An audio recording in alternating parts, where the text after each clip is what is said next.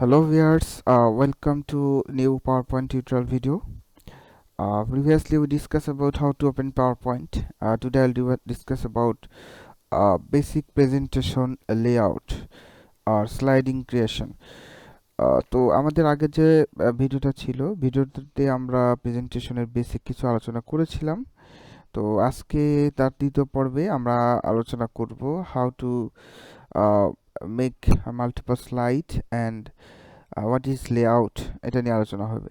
তো আমি এখানে ব্ল্যাঙ্ক প্রেজেন্টেশনে ক্লিক করে নিলাম। ব্ল্যাঙ্ক প্রেজেন্টেশন ক্লিক করে নিলে আমি এখানে কিন্তু একটা স্লাইড পেয়ে গিয়েছি। এই স্লাইডের ভিতরে মূলত আমরা কাজ করব। তো আমরা ভিডিওতে দেখেছি যে আমরা কিভাবে নতুন স্লাইড নিতে পারি। এই যে ফাঁকা জায়গা, এখানে রাইট ক্লিক করে যদি নিউ স্লাইড করা হয় তাহলে আমরা নতুন স্লাইড পাবো। এটা পদ্ধতি নাম্বার 1। সাইড বার থেকে রাইট ক্লিক করে new slide. Let's make a new slide if you need. আর যদি আপনি চান যে আমি আরো কয়েকটা পদ্ধতি শিখে নেই, তাহলে আমরা এইখানে হোম মেনু থেকে দেয়ার আর অপশন নিউ স্লাইড। তো আমি এখানে নিউ স্লাইডে ক্লিক করে এখান থেকে যে কোনো একটা লেআউট দিয়েও স্লাইড তৈরি করে নিতে পারবো। এটা পদ্ধতি নাম্বার 2। অ্যান্ড দেন আপনি চাইলে যে কোনো স্লাইডে ক্লিক করলেন, click any slide and then click enter press করলে ওটার নিচে নতুন স্লাইড তৈরি হবে। যে কোনো স্লাইডে ক্লিক করে এন্টার প্রেস করলে নিচে নতুন স্লাইড তৈরি হবে। এটা সিস্টেম নম্বর 3। আচ্ছা, অথবা আমি এখানে কন্ট্রোল+M প্রেস করতে পারি। কন্ট্রোল+M, যদি কন্ট্রোল+M প্রেস করি তাহলে আমি নতুন স্লাইড পেয়ে যাব। তো আমি মোট কয়েকটা পদ্ধতি বললাম যে আমরা কয়েকটা স্লাইড কিভাবে তৈরি করতে পারি। স্লাইড ডিলিট করব কিভাবে? তো আমরা এখানে ক্লিক করে just click the slide and click the delete button. যদি ডিলিট প্রেস করা হয় তাহলে স্লাইডটা মুছে যাবে। তো এটা ছিল the basic concept of slide making. Microsoft ওয়ার্ডে আমরা যেটাকে পেজ বলি, এটা আমরা মাইক্রোসফট পাওয়ারপয়েন্টে পেজকে বলা হয় স্লাইড। যেটাকে আমরা মাইক্রোসফট ওয়ার্ডে উই কল দ্যাট পেজ, সেটাই মাইক্রোসফট পাওয়ারপয়েন্টে এসে আমরা বলবো স্লাইড।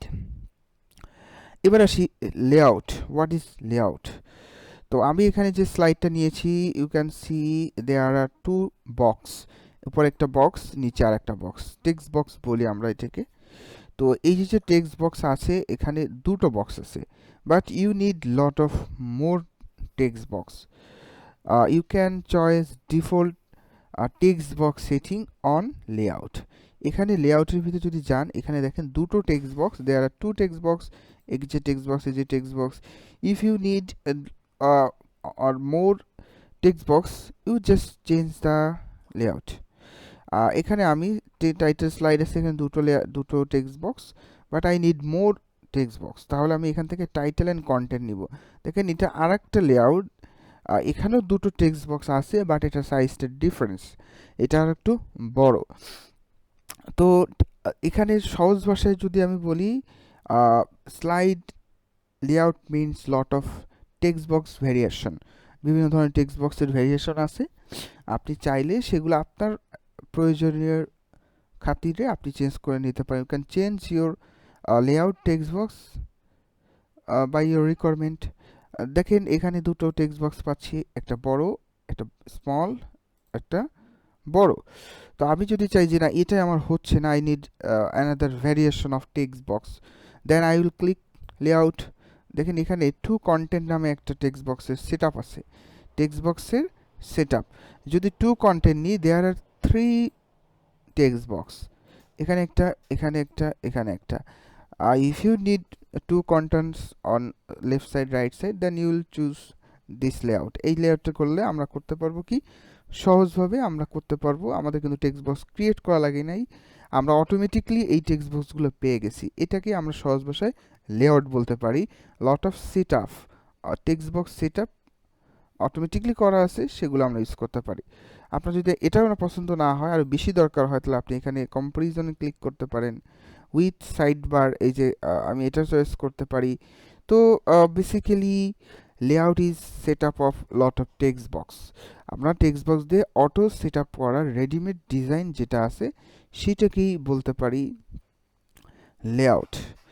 তো লেআউটের ভিতরে আসলে কি থাকে, লেআউটটা হলো রেডিমেড ডিজাইন, সাজানো রয়েছে, সেট আপ করা রয়েছে টেক্সট বক্সটা, জাস্ট কন্টেন্টগুলোকে আমরা চেঞ্জ করব। যেমন এখানে অলরেডি আমি দেখতে পাচ্ছি দেয়ার আর 3 টেক্সট বক্স, আর এখানে লেখা আছে click to add text. If I want to add or write something, just click করব এখানে অ্যান্ড রাইট। আমি এখানে ক্লিক করে লিখতে পারবো। যেমন আমি এখানে লিখলাম step of presentation, and then এখানে অপশন আছে ক্লিক টু অ্যাড টেক্সট। আমি চাইলে এখানে লিখতে পারি you can write left side or right side, এই যে আমি এখানে লিখতে পারি।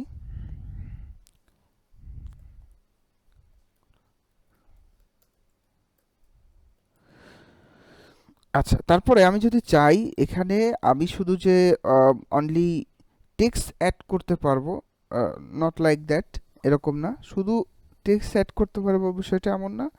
আমি চাইলে এখানে টেবিল অ্যাড করতে পারবো, you can add table or text or chart, smart art or image.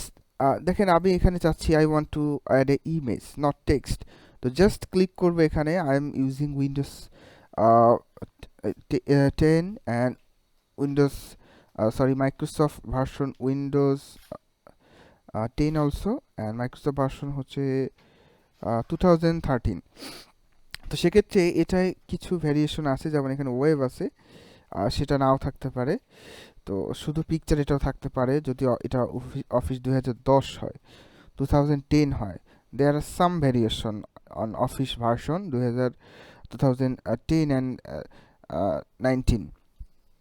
তো আমি এখানে ক্লিক করলাম, ক্লিক করে আমি এখান থেকে একটা ছবি চয়েস করে নিব।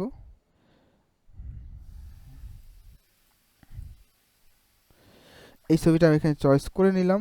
দেখেন আমার যে ছবিটা আমি অ্যাড করছি, ছবিটা কিন্তু আমার কোনো রিসাইজ প্রয়োজন পড়ে না, it automatically set on the text box. আমি এখানে যদি কোনো ছবি চয়েস করে নেই,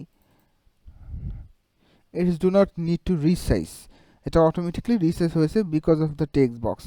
তো লেআউটের মেন মজাটা হলো layout automatically resize your text. তো এটা সহজে প্রেজেন্টেশন তৈরি করতে গেলে এই লেআউট অনুযায়ী কাজ করলে এটা সহজে ইজিলি প্রেজেন্টেশন তৈরি করা যায়।